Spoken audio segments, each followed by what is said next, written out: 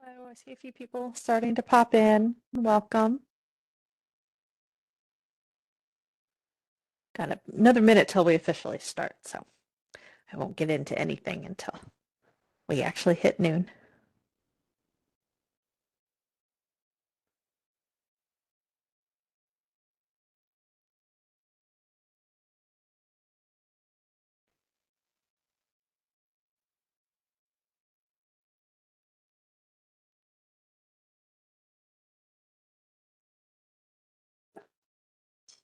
Well, it looks like it's officially noon. We've only got a couple people here so far, but some more may drop in. But we can go ahead and get started. I'm still waiting for Benjamin to join us from the NC Cardinal team, but Courtney and Llewellyn are here as well as myself. So I'll just start by saying welcome. And for those of you who have not been to one of these before, just give you a quick overview of what the whole deal is. So basically, it's an open Q&A. It's an opportunity for you to ask whatever questions you may have. We do put sort of a general topic on it, just so that people know whether or not it's a good one for them to attend, but we don't have to stick to that topic. So if you have questions outside of reports, you're welcome to ask them. But the intention is definitely to kind of start with reports and see where we go from there. And you have members of the Cardinal team here, as well as theoretically other library staff from around the consortium who may be able to answer your questions from sort of a staff user perspective, which sometimes can be more helpful than the NC Cardinal team's perspective, just because frontline staff sometimes have a different perspective on things. But anyway, I'm Samantha O'Connor. I am the Cardinal training specialist, and it looks like Benjamin is here now, so I will ask the rest of the Cardinal team, if you don't mind, to introduce yourself briefly, and then we'll get into whatever questions people have. Hello, I'm Benjamin. I'm the NC Cardinal Program Manager. Courtney? Hello, my name's Courtney. I'm the Systems Librarian for NC Cardinal. Hey, I'm Llewellyn Marshall, NC Cardinal Administrator and Developer.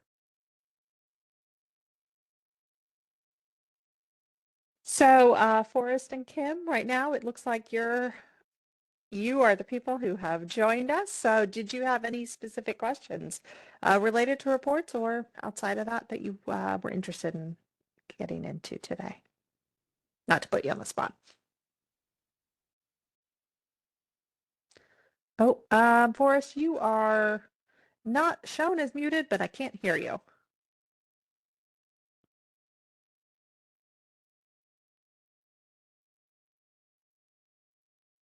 No, not yet.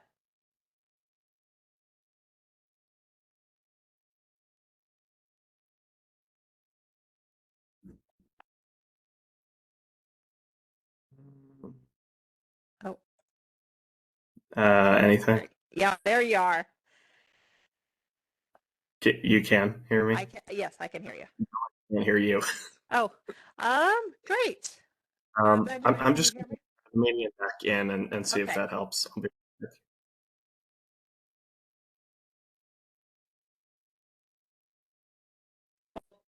Pam, while we wait for Forrest, did you have anything, or are you just kind of lurking?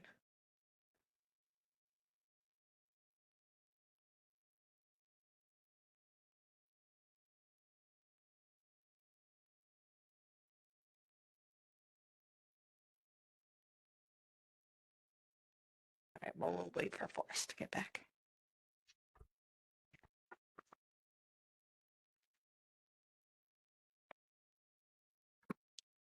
Can you guys hear me now? I can hear Yep. you. Can you hear me? I can't hear anything. One of the things that you can do is if you go down, don't know what you're seeing, but at the bottom where it says mute. Now I can. I'm having to go in and change the speaker and microphone settings. I don't know why I didn't have to do that yesterday. WebEx. Anyhow, yeah, I'm Forrest. I'm a library assistant at Brunswick County. And I was just interested in joining this because we don't really know how to run any reports. Okay. I'm mainly just interested in like basic sort of circ stats Sure. things. So yeah, I just don't really know anything about reports at this point. Well, let's start at the very beginning then, and we can go whichever direction we need to go as we kind of continue on. I'll go ahead and share my screen, and I'll just walk you through some of the basic stuff about reports. It can get complicated, but we will try not to make it complicated. We'll try to keep it simple for now. All right, are you able to see my screen? Yes, I am. Thank All you. right. So this is basically the reporter interface. I got to it from the administration menu and chose reports. When you are first getting started, I recommend that you start, rather than making reports yourself, seeing what already exists and then cloning and running from there. So to do that, I'm going to come down here to the shared folders. And this is where I can see any folder that anyone in the consortium has shared with the consortium. So there are different sharing settings. You can share basically at your branch level, at your system level, or with the entire NC Cardinal consortium. And this is where you'll see anything that has been shared with either where you are logged in terms of your working location, your library system, or anything that has been shared with everybody. And specifically what I'm going to direct you to here, although there are some times where you might need something else, but I'm going to direct you to this one here that says admin. So if I click on this little caret next to it, it's going to expand. And the real thing when you're first getting started that I recommend that you explore is this centralized report templates folder. So if you go in here, these are templates for reports that we have created based on staff requests or as part of projects that we feel like the report could get some wide use. So there's quite a lot in here. For a basic CERC report, I would just come down here to the circulation templates. And again, I'm going to click on the caret, and you'll see in basically all of them, there's a subfolder for counts and a subfolder for lists. So a list is basically going to be like, for this one, each circulation transaction listed out, where you're going to see all of the details about that individual transaction, whereas a count will give you a count based on whatever criteria is set up in that report. So it may be every circulation on a single day at a single branch. It may be every circulation from different shelving locations. So it just sort of depends on how the report's set up, but the output will be a count within that criteria. Does that make sense? All right. Yes, that's awesome that there are so many pre-made templates. Well, you say that now, but now I'm going to show you the actual folder. Oh boy. So if I come into this count one, I'm going to adjust this, and you can do this throughout the reporter just to adjust your view. And I recommend you usually do that because sometimes the way the order things show up doesn't make a lot of sense until you've adjusted the number that you're seeing. So I'm just going to take it up to 100. And so you'll see that there are 44 different circulation count reports. So figuring out which one is the one you need sometimes can be a little bit tricky. There are two things you can use for that. One is just the name of the report. We do try to make these fairly descriptive. The other thing is the description, which is basically going to list out every column. So every, we call them display fields, as well as what the report is filtered on. And Benjamin just shared a link in the chat. This is to our knowledge books. All of this shows up in there as well. And sometimes that's a little bit easier to search because you can just do a Control F to search for, let's say you want to report the filters on call number, you could do a Control F search for Great. call number. So Yeah. couple different ways. There is a search function within the reporter. It's better than it used to be, but it's a little clunky. So it might be easier to work with the knowledge book. But for a basic circulation report, I think you can do this checkout statistics one. And then there's also circulations multi-month by owning library and shelving locations is a good one. And let's just see if there's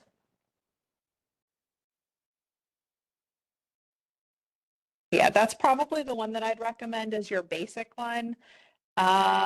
Circulations by all shelving locations and date range might also be useful. Okay. Let's go ahead and take a look Could- at that one. Okay. Yeah. Great. Yeah. I was going to ask if you could just run one as an Yeah. example. So when you want to run a report, there are a few steps that you need to. The first one actually comes well before the step I'm at, and that's making sure that your reports account is ready to go. I don't know if you've done that yet. Have you set up folders in your own report account?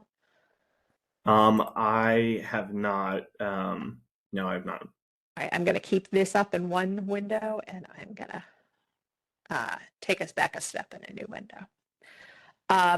So before we can start running a report, you do have to have a place where you can save those reports. So we started out down here in this shared section.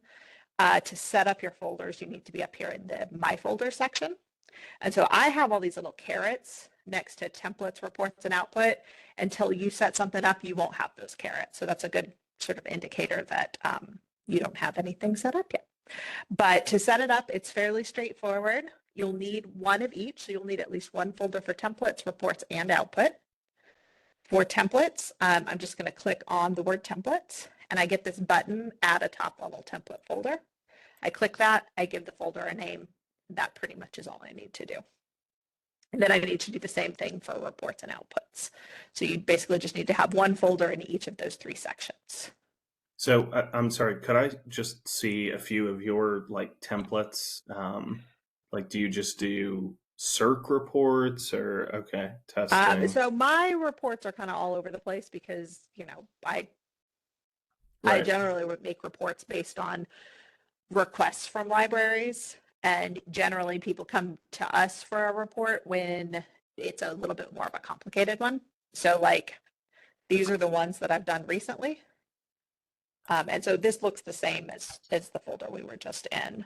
But so you can see that I'm kind of all over the place in terms of what my reports contain. And so would you recommend having like the same name for the template, report, and output for like each desired output that you want? So that's what I would do. It's totally up to you how you do it. But that would be what I would recommend, especially if you're going to end up having a lot of different folders, because it'll be easier to kind of keep track of stuff. Okay. Yeah, I guess I was just trying to figure out like what is the difference between the 3. Okay, so that is basically the template is where you basically tell Evergreen what fields you want to have and how you're going to filter those fields. The report is where you define those filters.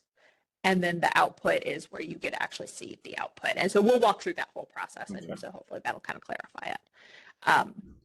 So, if you have circulation reports that you want to run, you probably want to have a circulation folder for templates, a circulation folder for reports, and a circulation folder for output. Yeah. Just for your own sake. Yeah. All right, so let's walk through that process. We'll do it fairly simple. We won't do a whole lot of editing or anything, but we'll just sort of do your basic start to finish process. So we were going to do this circulation by all shelving locations and date range. And so once you have your folder set up, then you'll find the template that you want to work with, and you'll right click on it and choose clone template. So you do need to basically create your own copy of this template that you own before running a report off of it. So when you're getting it out of that shared folder, that is the template owned by whoever owns that account. It doesn't become yours until you clone it. So that's your first step, is to clone the template. Okay. So once I've chosen to clone it, it brings me into this interface, and this is the template itself. So this is basically where I'm telling Evergreen what I want my report to look like, what the general parameters of it are. The first step up here, I can change the name. So if you wanted to change the name to something that's more meaningful to you, you can. I need to choose that folder that you would have just created. This is where that template will then be saved once I clone it. So I'll just save it to my staff folder. And then you can also add descriptions. So our descriptions are fairly straightforward. They basically tell you what the report is going to be. You may want to add a note saying what you want to use it for. So, you know, you may add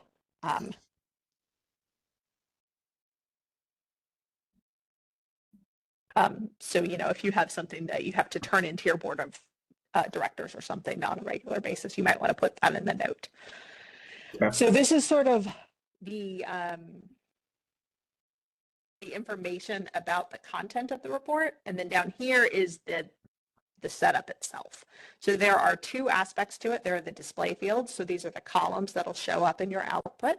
And then the filters, which basically determines what data will be in those columns. So in this particular report, we have the library where the items circulated. We have the count of how many items circulated at that library. And we have the shelving location where those items are shelved. Under filters, we have the date of circulation.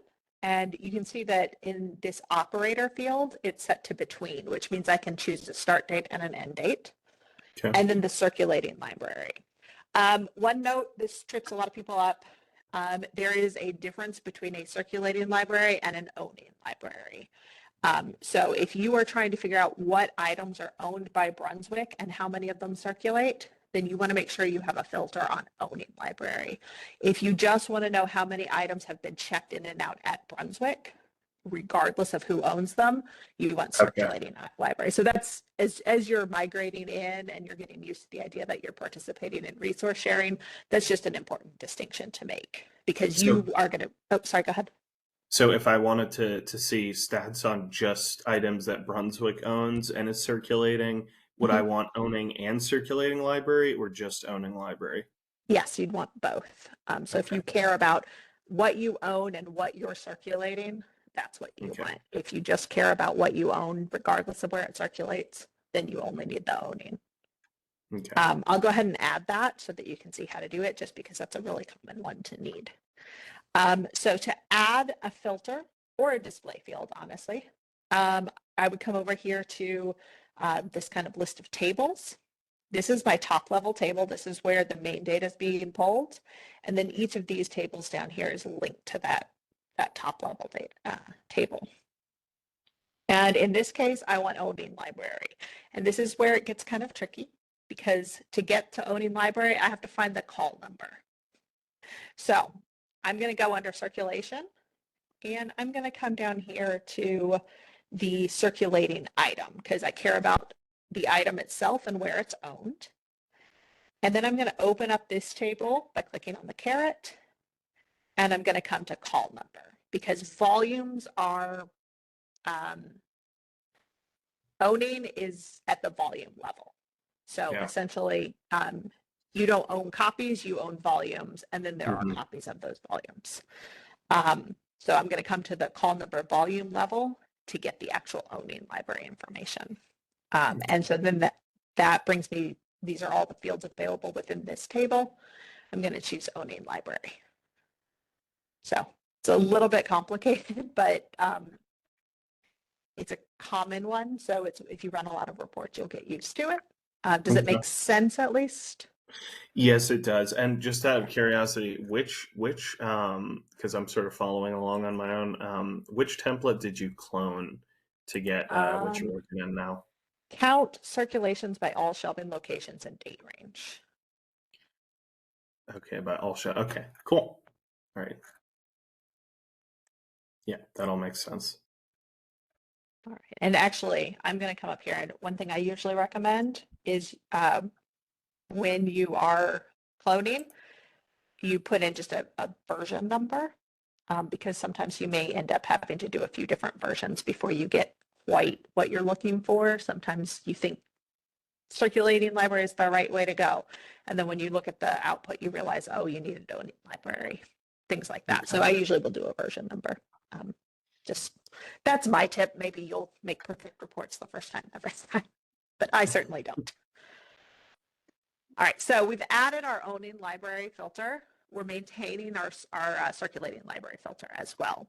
Okay. With circulating library, you can see that the operator is listed as in list. That means that you're able to choose multiple ones when you actually set up the definitions of these filters. I'm going to do the same for owning library. And the reason you want to do that, even though you're only interested in Brunswick items, is because all of this happens at the branch level, not the system level. So I can't choose Brunswick because Brunswick doesn't own anything. I have to choose York and Southwest and all that kind of stuff because that's where these things are actually owned and that's where they're actually circulating. So I want to make sure that I have in list so I can choose each of my branches. Okay. All right, so that's basically the process of adding a filter. The process of adding a display field is similar. I'll do the same thing. I'll add the owning library display field. For this, I'll do the same thing I did for the filter with one additional step. Instead of choosing owning library from the call number volume table, you can see that it has this indicator here that it's an org unit. The output of something that says org unit is going to be a number. It's going to be your identifier in Evergreen. And so unless you have those memorized, it's not super useful in the output. You want the name. So to do that, I actually have to go one level down in the table. So I'm going to expand the call number volume table. And then I'm going to be able to choose a lot of these display fields available in the call number volume table also have a table. So I'm going to come down here under call number volume to the owning library table. Okay. And from here, I can get all of the details about that owning library. And Okay. I'm going to choose name. So again, that's one of those sort of extra little complications that tends to trip a lot of people up is that whenever you're looking at some sort of identifier, owning library is one of the most common ones that this happens in. You want to make sure you're going down to the next table level in order to get basically a text-based field. That's what you're looking for, whether it's a library name or a shelving location name or something like that. You want to make sure that this little parenthetical says text. Okay. Otherwise, you're just going to get an ID number. Let me change this to owning library so you can change the names of your columns here in this field. And I'm going to do one more thing before we save this. This third field or tab here is for the layout. This allows me to change both my sort and display order. And that's important in this case.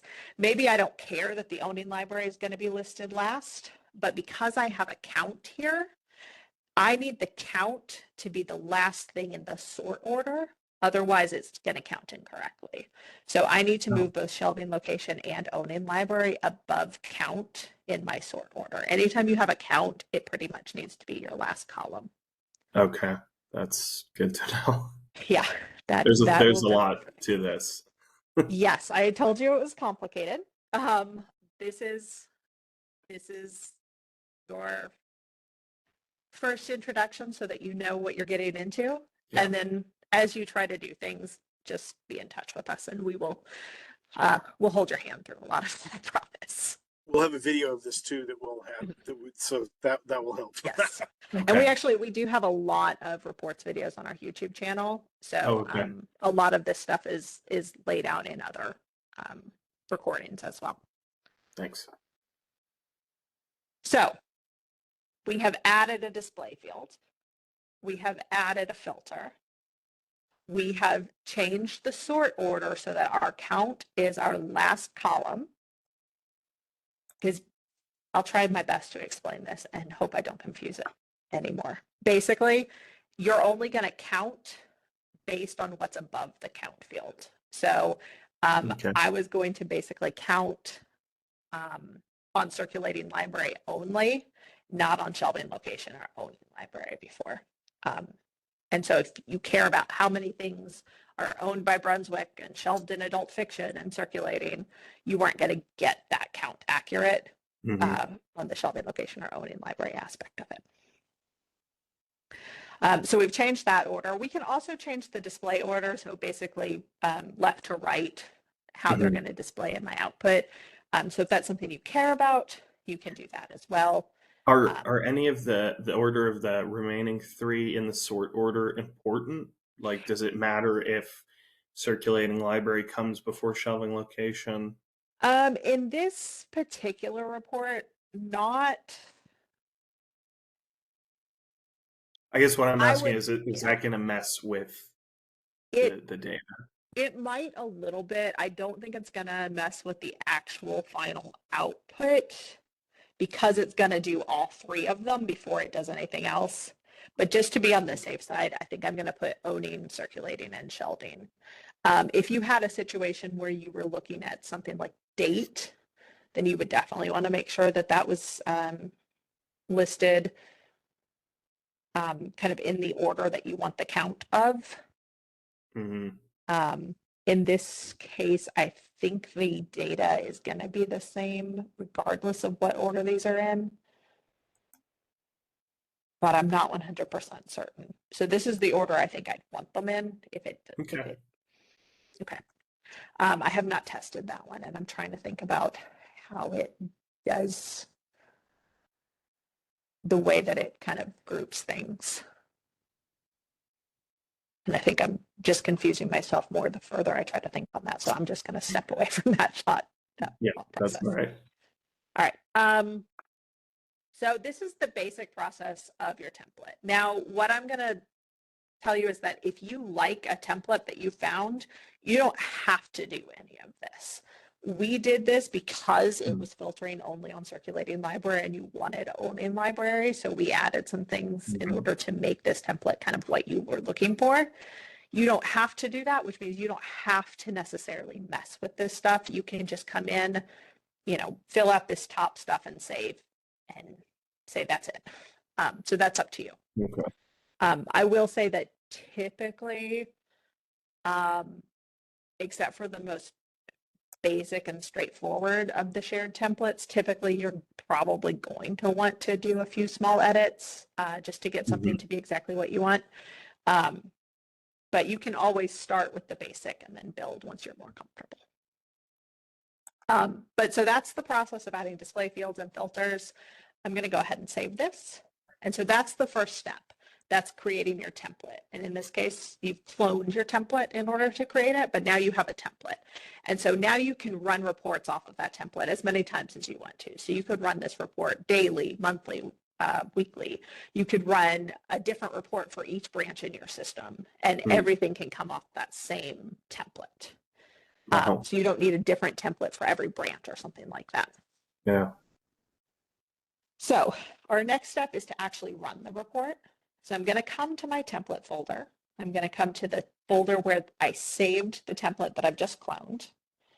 And I have a lot of stuff in this folder. I actually need to clean it up a little bit. So I usually find that the easiest way for me to find what I'm looking for is to come over here to the date created column and click on it twice to get the most recently created template at the top. So that's what I do, but hopefully your folders are cleaner than mine. So to run the report, you can select it and come up here to the action menu and choose, not the action menu. Oh, yes, new report. You can do that, or you can just double click on it.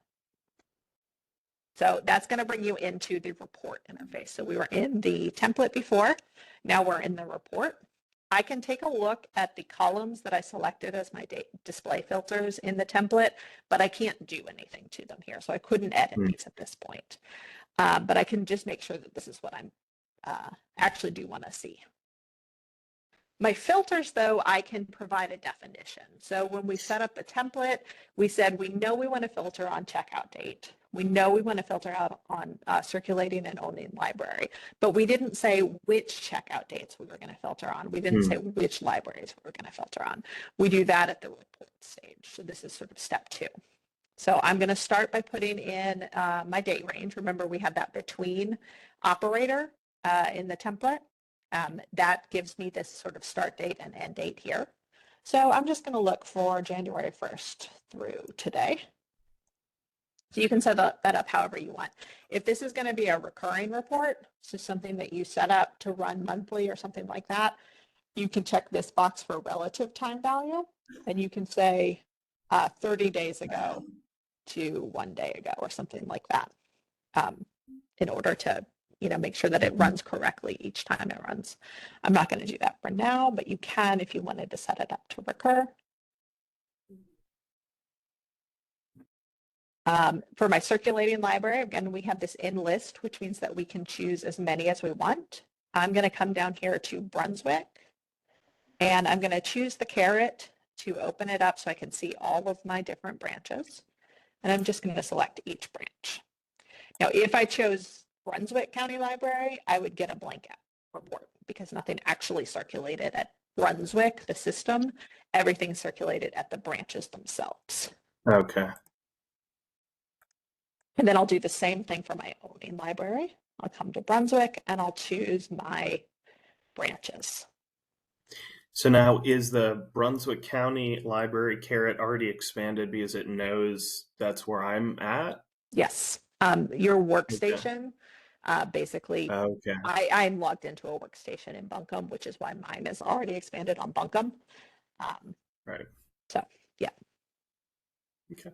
All right. And that's all I have to do to define my filters. So now I'm going to be pulling data that for all of the display fields that I selected in the template that circulated and is owned by branches within Brunswick County, and that circulated last between January 1st and today. Okay. And then my last step is to save this report in that folder that you created for the report. So I'm going to do that just by choosing my report folder name from this list. And then I also want to choose where the output that this report is going to create, where that's going to be saved. So I do that from this outputs folder. So I've saved both of those. I'll also determine how I want to see my output. I think most people usually get this as an Excel. I like to get the HTML as well, just because then I can quickly check within my browser and make sure I actually got data. Because if I did something wrong, I might get a blank report rather than waiting and downloading an Excel file and everything like that. I just want to check in the browser. But that is a personal preference on my end. Just sort of as an aside, when would I want CSV versus Excel? So CSV is going to be useful if you need, if you want your report output to basically be a list of barcodes that you're then going to upload to create a bucket or something like that. Okay. That file needs to be a CSV file that you upload for the bucket. So that can be really useful. Okay. I actually usually download it as a CSV and just convert it to Excel, just because then with some types of reports that I do, I want to take a look at it in like Notepad or something like that. But that's usually when I'm doing that, it's because I'm trying to figure out something that's gone very wrong. So that's probably not something that you'll need to do. But you can save it as a CSV and then convert it to an Excel, or you can just save it directly to Excel. Okay, thanks. I would recommend never doing the bar chart or line chart. They rarely work. When they do, they are not readable. So if you want a chart, you should put it in Excel and make a chart there. Okay, because I was going to say, wow, that's so cool that it'll just go ahead and make you a chart. Nope, it is not cool. Okay. Now, I did mention recurrence earlier. You can set up reports to run on a regular basis. So, your monthly circ report or something like that. If you do that, you do have to do that relative date value that we talked about when we set up our filters. You also need to choose recurring report and then set your recurrence interval. So, you can have this go every month.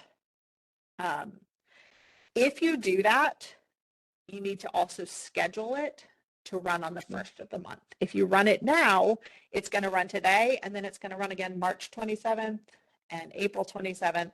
So if you want that sort of monthly circulation report or that type of monthly data, you want it running on the first. Okay, so it'll know that means you want it on the first of each month. Yeah, so if you schedule it for later, and then you would schedule it to go on March 1st. Okay. If you do it now, then it's just gonna. Yeah. All right, but I am actually not going to recur this report. I've done that in trainings before, and I get like 5 reports every day because I haven't turned them off. So I'm just going to run my report now, and then I do recommend you put your email address in here. You can get your output directly in your browser, but this way you can go do something else, and when it's ready, you'll get an email. Also, if there's an error, the error report will be emailed to you, and then you can forward that to us. So that's always a good reason to have the email address. So I'm going to go ahead and save this. And now we just have to wait for it to run. And I'm going to come down here to my output folder. And it's already finished.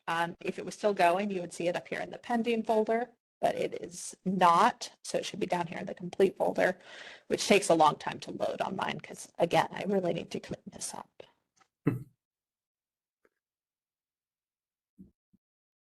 Yeah, mine was like instantaneous. Yeah. And the only reason mine was not is because I've got probably several hundred sitting in here. All right, so it's right here, and I have my HTML output that I chose, so I can click on this to view it in my browser, and then right away I can see items that circled at Barbie, that are owned by Barbie, that are shelved in an adult audiobook, circulated 96 times in the last month and a half. Okay. So, That's cool. I've wanted this. That's very exciting. good. Mine says internal server error. Oh dear. It says that when you click on the HTML output, or it says it here. It does, yeah. When I oh, okay. I tried it again. Now it's working. Okay, that's good. That was what I was hoping, is that it just was a lot of data and your computer needed a second try. Yeah. All right. So does that get you what you're looking for from this report? Yeah. Awesome. That's amazing. Thank you. Welcome. So I would recommend, beyond this one, the best way to learn reports is just to play around with reports. You're not going to break anything in Evergreen by running reports. Okay. The worst thing that may happen is that you run a report that's really, really complicated. It takes a long time to run and slows things down. But there is an automatic timeout after an hour. So if it's so long that it takes more than an hour, it will automatically kill it. So you're only going to clog things up for so long. Just to confirm, if this had been a list instead of a count, instead of saying, 18 easy fiction, it would say easy fiction and then list each barcode. So this particular one, if the only difference is that it wasn't a count, it wouldn't give you the barcode because we didn't choose that as a display field. It would give you a circulation ID number, which isn't particularly useful. But basically, you could do the same report where you don't have the count and you can add a display field of barcode. And then that's what it'll give you. Yeah. Okay. Cool. Yeah, that's great. Oh, great. What's simple reports? Well, a little bit of a misnomer to begin with, but we can take a look at them. Anybody else that has been kind of sitting in here have any kind of questions about anything that we've just done, if you were following along?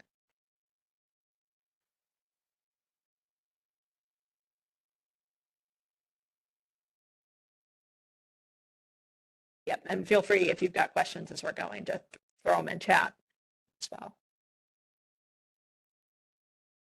Otherwise, we can take a look at the simple reporter. I think this was a good sort of introductory look at the regular reporter and kind of what you can do with it. The simple reporter simplifies a couple of things. There are aspects of it that can be kind of frustrating, but it does take away some of the complications of the regular reporter. So I'm going to come to the admin menu and choose simple reports. Try anyway. There we go. And so the first thing that you notice is that you don't have all those folders. Everything is just kind of stored in the same list here. You also only have reports and outputs. So you don't have that template report output structure that you have in the regular reporter. Technically, that is still existing. So if you kind of were to look at the underlying structure of what's happening here, there is a template, there is a report, and there is an output. But in terms of the interface, they have combined the template and the report step, which is one of the simplifications. And this is nice because one of the issues with the regular reporter is that once you've created a template and saved it, you cannot edit it. The only way to make changes is to clone it and then make those changes in the cloned version, which is why I recommended the version number. Within the simple reporter, you do have that ability to go back and edit the template. So you can kind of go in, and if something failed or if you didn't get quite the output you wanted, you can go in and change those parameters. So that's also really nice, I think. Let's go ahead and take a look at this, because one of the big differences, and it's not as big a difference now as it was before our last upgrade, the new report interface is a lot more like the simple reports interface than the old report interface was. But one of the key things is that it has sort of this wizard functionality that walks you through the process. So let's take a look at that. I'm just going to click this new button, and we're going to create something from scratch here. One of the biggest things with the simple report is that rather than sort of thinking about what it is that you're trying to do and then choosing the table where you want to try to pull data, which can be kind of difficult to choose the best table. Instead, you're just choosing one of a select number of report types. So for this report that we just created, the circulation report, we can mimic that in the simple reporter by choosing a circulation report type. And by choosing the report type, not only does it kind of give you these options of like common fields and suggestions and things like that, but it's going to limit you to what you can actually pull. And that's especially going to be an issue when you're looking at like patron data. Patron data is very difficult to pull from simple reports. And that's by design, because the idea is that the simple reports allow you to create very basic reports that, any staff could create and then any staff could use. And so it's just trying to keep patron data private by making it a lot harder to access. There are a few other things that just sort of don't connect in the simple reporter that you can force a connection to in the full reporter. But for your basic reports, like a circulation report, the simple reporter is going to be functional. So the first thing you'll do is choose your display field. So if we wanted to kind of recreate that report that we just made, then I'm going to start in these common fields. These are going to be the fields that Evergreen has kind of flagged as being recommended or commonly used in a circulation report. So for this, I'm going to choose my circulation ID, and I'm going to turn it. In fact, I don't even have to transform it. It is already transformed by default to a count. So this is how I get that count. And that's actually how I did it in the other reporter too. We didn't do that part manually, we cloned it, but it's basically you get that count by choosing the circulation ID and transforming it into a count. So that's what I'm doing here as well. Then I want to get my circulating library name. So I'm going to choose this. And unlike in the regular reporter where we kind of had to go through all those different sort of subtables to get the actual text name of a library, in this case, we just check the box for checkout library name, and it is already that text field. So we're good on that front. I also want my owning library name. Let's see if that's here. It is. So item owning library name. So I'll add that one as well. And then shelving location. And I think that's all I needed. So we're going to go into our output order. And so this is the same as what we looked at in the template for the regular report. You have your display order. So this is the display left to right that I'm going to see in my final output. And then my sort order determines sort of how the data is going to be grouped. And in this case, just like with the full report, I want that circulation ID, which is my count field, to be at the bottom. I want this to be the last thing sorted. And I'm going to put owning library first here. And I'll go ahead and make circ ID the last column on the display as well. So that part, fairly straightforward. Filters would be our next step. And again, we have sort of these common fields, but we also have suggested filters. So these are the ones that are going to show up in a lot of circulation reports. These are the ones that the Evergreen developers think you should use. They're the ones that they suggest you use. And so let's see, we're going to want checkout library, circulation start date and time, and owning library. Those are the filters we had in our other one. Those were all suggested, so that was easy. We are going to come over here and our checkout library, we're going to change that to the in-list operator. That way we can choose individual branches. Same thing with the item owning library, we'll make that in list. And with the circulation start date and time, we will make that a between. And now, unlike in the regular reporter, where I did all of this in the template, saved the template, and then ran a report off of that template, and that report step is where I put in my actual values and definitions. In this case, I'm going to go ahead and give the values for my filters at the same time that I determine the filters. So I've got my checkout library in list, and I'm just going to go ahead and, oh, this is one of the things that drives me crazy about the simple reporter. These are alphabetical by branch, so they're not grouped into your system. I'm going to choose the ones that I remember as being Brunswick. So I'm going to grab Barbie and So click add. if I just wanted to do Rourke, since that's where I work, instead of doing enlist, could I just do equals and then set it to Rourke, or You leave it as could. equals? You could, and in this particular, in the simple reporter, that makes total sense because you can come back and rerun it without changing Oh, anything. right. In the regular reporter, I would suggest you do enlist because that way you have one template and then can run it however you want. So if you wanted just one branch, you can do that with the enlist, but if you have a time that you want to run multiple branches, you can do that too, so you don't have to have two separate templates. So that's my recommendation, is generally speaking in the full reporter, if you have libraries as one of your filters, you should have that as an in list, even if you're only going to choose one branch 99% of the time.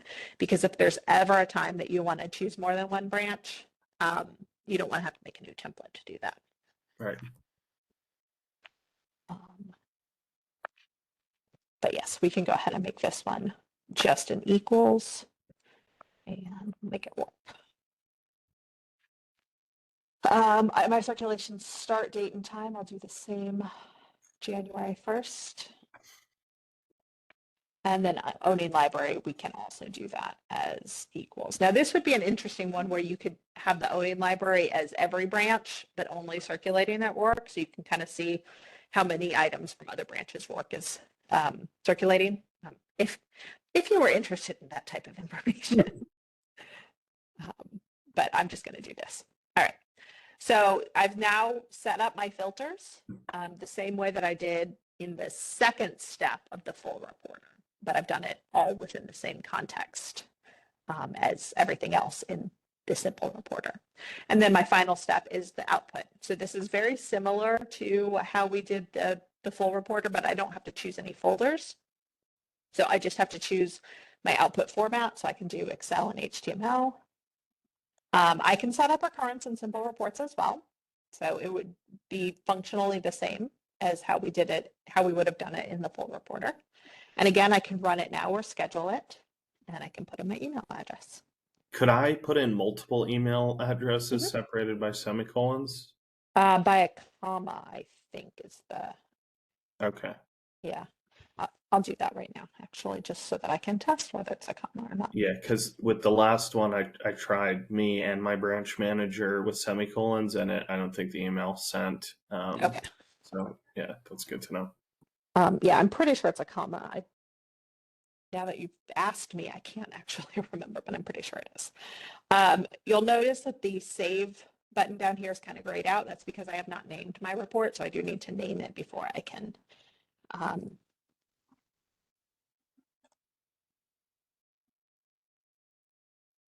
before I can save it. So I've named it. One of the nice things about the simple reporter versus the full reporter is that I have this save button up here. I can save without running it, which means I can sort of start the process, save, come back and continue to work on it. If if I've added my display fields and then I have to go do something else, I can save it and then come back later and add my filters. So that's that ability to kind of come back in and make edits. I'm going to go ahead and just save and schedule though. We'll run it right away. So to check whether or not it's run, I come into my outputs. It is not showing up yet, which means it has not finished running, but I can hit the refresh button and there it is. And I got an error. So I'm not sure why that error would have come through. Yeah, and mine hasn't showed up in outputs yet. Okay. So I got the email with the error report. Sometimes I can tell just by invalid input syntax for type. I have 552 is Rourke. Okay, Thing. yeah. Let's go back into our report and see how we've got that set up. So obviously something was incorrect there. Was that the checkout library, the owning library? Not that one. That was the owning library.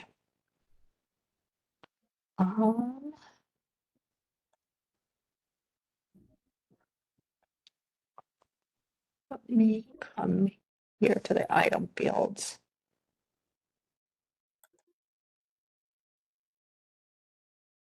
Should be the same one. All right, let's see.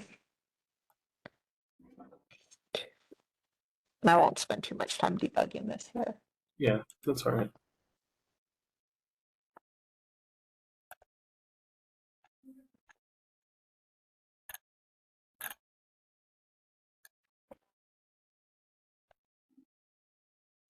So it wouldn't be item circulating library, it would be checkout library.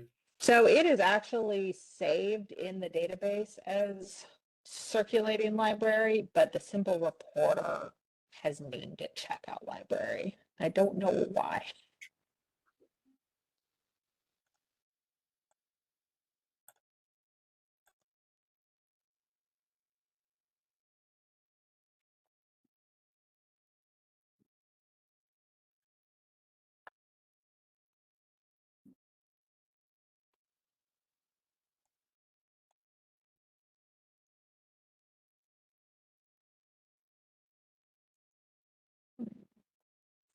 Okay.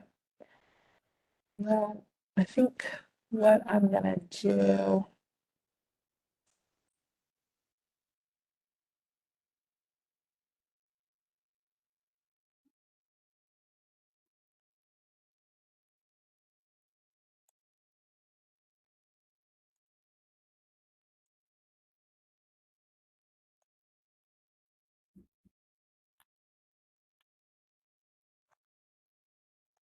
I don't know what the difference is here between the item circulating library and the checkout library, and I think it's just how they're named. But the error is on the owning library. I'm just going to remove this so that we can see our output. Try to figure out what went wrong later. One of the reasons that I kind of don't love the simple reporter is because it's really hard to figure out what went wrong. The debugging information is confusing no matter what, but it is more confusing, I think, from the simple reporter.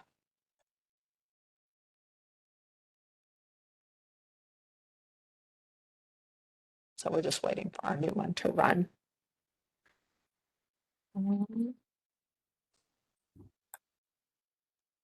Yeah, it's weird. My original one never even showed up, even as an error. That's really odd.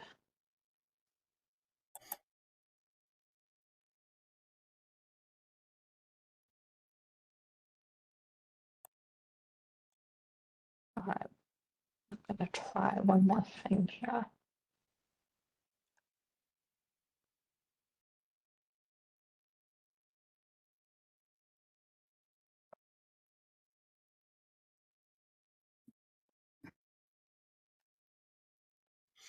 Just going to schedule it. All right, so while we wait on that, we've got about 5 minutes left. Are there any questions?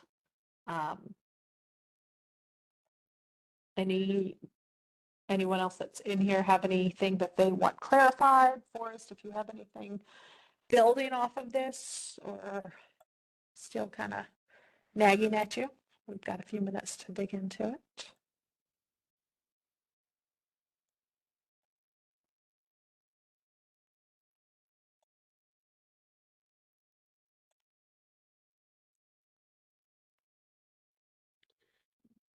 Yeah, if just really briefly, I just got a little lost in the like 3 different levels of selecting things in the first step of when you clone a template and you're sort of making it your own.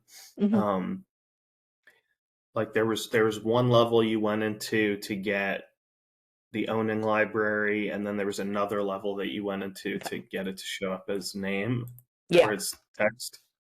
we can take a look at that. That is kind of, that causes a lot of confusion, I think, among a lot of people. So basically, when you are making a report, every transaction that happens in Evergreen is saved in a table. And they aren't all saved in the same table. They're saved in lots of different tables, and then those tables are linked together. So in this case, we are pulling data from the circulation table. But the circulation table itself, you can see these are the fields that are saved in that circulation table. They are primarily information about that circulation transaction. So, when it happened, where it happened, who it happened to. But it doesn't have, if you sort of look through this, you're not getting any information about like the item barcode or where you're getting where the circulation took place, but not who owns that item. If I look at circulating item within the circulation table, you can see that it has this parenthetical of length. And that's basically telling me that all I'm going to get here is an ID number of that circulating item. If I want more information about that item, I can link to another table. So I need to find the table named circulating item. So that's going to be in here under circulating item. And if I open up this table, now I have all of this information about the item. So I have its barcode, I have its call number. I also have a little bit of circulation information because I know the circulating library. That's not necessarily where this circulation transaction happened. It's what's listed as the circulating library for this item. So I have, all of the sort of item data that's not saved as part of the circulation transaction. It's just attached to this item ID that is saved as part of the transaction. Does that make sense? I'm sorry, could you just say that last thing one more Sure. time? So I have in the circulating item table, I'm going to get all of the data about a specific item that's not saved in the circulation table. When an item circulates, the only thing saved in that circulation table about the item is the ID number that item has. And then that ID number is going to link me out to this table where I can get all of the details about the item. Does that make any more sense? Makes a little more sense. That's all right. Okay. Basically, you can think of it as like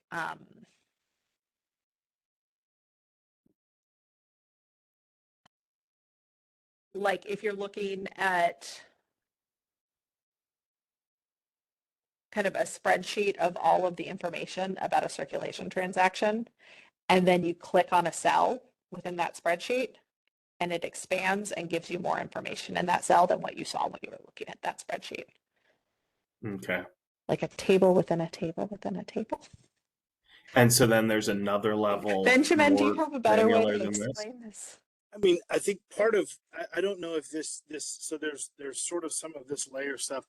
I think if I'm understanding part of the question, the structure of Evergreen, the way that it records what stuff is, there is a title level, and that's the one that everybody shares. Okay. And Yeah. then people have call number records. And so each, you can have, usually what will happen is for a certain branch, you'll have a call number record and you'll have all your items attached to that call number record. So there's one call number record that's in the middle. That's kind of your bridge between that title that everybody shares and your library's instance of all those things. So when you're looking here where it says owning library, that is, you can see it's call number volume owning library. So that call number is owned by one of the branches in your library system. And then there are individual items that are attached to that call number record. So you can have LP, Fick, Robinson, as your call number, and then you have, 6 different items attached to that. And then those are item records. So the call number record has an owning library, and the copy that you attach to that has a circulating library. And so the ownership, you can find the ownership of something in different places depending on whether you're looking at the ownership of the call number or the ownership of the item, or that what it was actually called the circulating library. Because sometimes people will say, okay, my main branch owns the call number, but I'm going to circulate this item at the bookmobile right now, and then I'm going to change the circulating library to somewhere else. So it's kind of like what you're searching for in where, like, which are my things or which things am I interested in right now. Sometimes you look at the call number owning library, and sometimes you look at the copies circulating. Okay. So it's 2 different, and both of those may be the same. So it could be that you have a call number that's owned at Rourke, and then you have copies attached to that call number, and all those call numbers all of those items have a circulating library of Rourke as well, because that's where you want them to check out and come home and all that kind of stuff. And so that's where it can be kind of confusing, because there's different places where Rourke can show up with the ownership of things.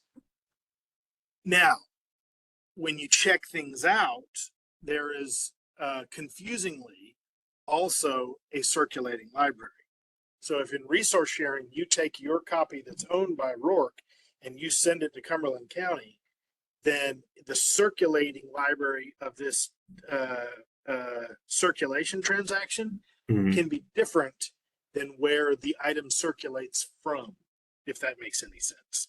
So the place that you checked out that book can be in Cumberland County. Right. And unfortunately, they use circulating library in both of those instances, although it means something different. That's what the So- difference was in the simple reporter between the checkout library and the, checkout and the circulating. I just put that together. Yep. So if Rourke owns a copy and it's sent to Cumberland County and is checked out at one of their libraries, it would be owned by Rourke, and Rourke would also be the circulating library, but Cumberland branch would be the checkout library. In this interface that we're seeing right here, the circulating library would be Cumberland.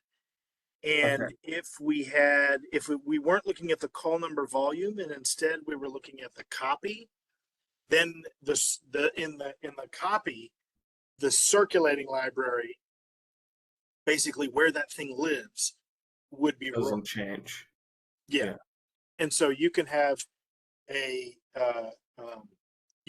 item that is owned, basically it depends on where, whenever you're looking at these circulation transactions, like you're seeing here at the top, those are where the transaction happens. So that's which desk it goes across. Okay. If you're looking at the bibliographic information or the cataloging information, the circulating library is who owns the thing, or where it sort of comes home every time it gets checked in. So they just kind of, it's unfortunate because they kind of use the same term for different things. I think they And- changed it in the upgrade because now it says checkout renewal library. Okay. So that's nice. So Yeah. checkout renewal library in this example would be the branch in Cumberland County that's Exactly. checking out our copy. Okay. Yep. But since we wanted to look at books that Rourke owns and are circulating from Rourke, that's why we didn't mess with the checkout library when we were doing the regular report. We didn't mess with it because I didn't think about that distinction. So that's why we didn't. So we would want to include You that. probably would want to do checkout renewal library, not circulating library. So functionally speaking, Okay. what you want to do to get these two library fields, the library where it was checked out and the library that owns it. For the checkout, you want to come here to circulation, so just your top level table, and choose checkout renewal library. But it says org unit here, and I think this kind of gets a little bit of what you were asking before, is that you have to link down. This is the time we have to link down because it says org unit. That is going to be an identifying number. So it's going to be, like the 522. It's not going to be the name of a library. In order to get the name, you have to come down here under circulation and you have to look for basically a table you can open up named checkout renewal library. So I'm going to find that one and then click on it. And this is where I'm going to get all of that extra data that's linked to that ID number. So I had that ID number for the library that would show up in the circulation table. And then I link that out to the checkout renewal library table where I can get the name of the library. So since the data I'm interested in right now is at the copy level, that's why we want to go in that further level and click name. So the reason we want to click name is because if I just choose checkout renewal library from circulation, I'm going to get, a 3-digit code. And if this item checked out at one of my branches and I don't know that code off the top of my head, when I look at my output, it's not going to make sense because it's, instead of saying Rourke, it's going to say 542 or whatever Rourke's number is. Okay. So the reason we get that name is so that we can actually see it written out. Does that make sense? Yeah. Okay. And remind me, are you looking for the things where your items checked out anywhere, or you're looking for the things that checked out at Rourke, or are you looking for the Rourke things that checked out at Rourke? Really, I guess what I like, for instance, my branch manager is wanting me to look at stats for everything that's circulated at Rourke, regardless of whether we owned it or not. Okay. So yeah, then you would go to that circulation, and from circulation, you could get the checkout renewal library and set that as Rourke. And that would get you the Cumberland items that checked out at Rourke, the Buncombe items that checked out at Rourke, all that stuff. Okay. This is a lot. This is, the reporter, once you kind of, it's a learning curve to kind of like, I still find it daunting. But it also has a lot of capability Potential. but it's tricky to kind of like, there's a lot of things where if you just look at this, it isn't necessarily intuitive that like, oh, you got to choose this versus that versus opening that versus this is good for this. And this is, so that's where I think some of it has to, starting with things that have some of those pre-made templates. Sometimes if you look at those and you start getting some familiarity, or you go reference those if you're trying to tweak something, that can help you to kind of dial in, let me set this up the way that they, set this up on this other one, or how do I get this thing that doesn't do quite what I want it to do to have some other fields or some other limits or filters, Yeah, no, that makes sense. We've got a lot of videos on this stuff too. Yeah, I'll definitely be checking those out. And I actually gotta go clock out for lunch, but this has been very, very helpful. Thank you for your time. Good. Well, as you're playing with it and you have more questions, feel free to reach out. We're always happy to help. That's what we're here for. Thank you. All right. Thank you. All right. I'm going to go ahead and shut this down, but we will get the recording up and hope to see people in our next monthly drop-in. So thanks for being here. Thanks, everybody. Have a good one. You too.